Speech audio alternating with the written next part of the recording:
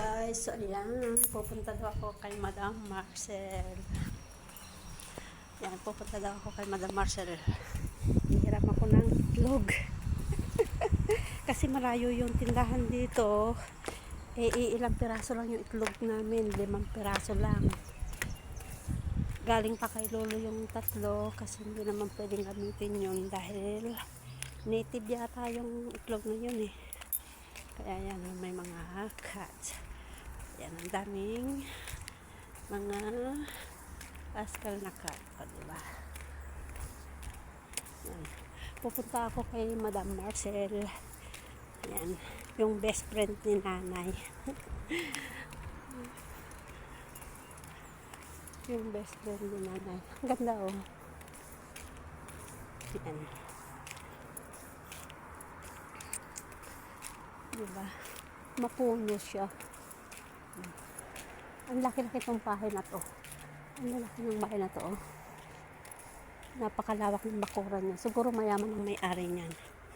Tapos ayun ang bundok.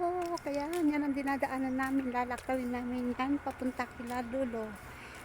Yan. Yung bundok na yan. Sobrang taas yan. Grabe. Yan.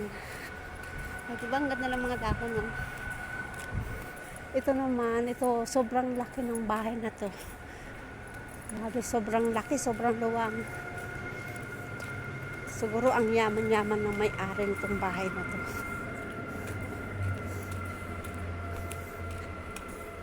Siguro mga 6 na lote to.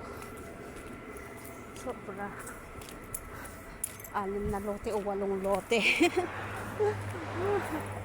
Yan, sobrang taas oh. Yan. Ito ang kila Madam Marcel. Ayan.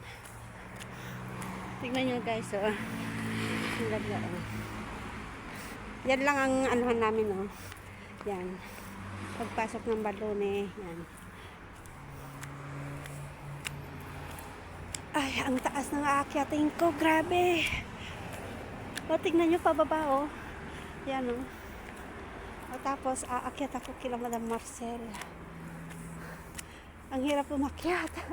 Dahan-dahan lang, baka madulas ako. Kasi nga, ang taas. Grabe. Hinihingal na ako. Ang hirap umakyat.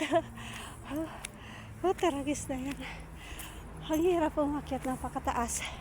Kasi tingnan nyo naman yung inakyat ko guys. Tingnan yung baba dun oh.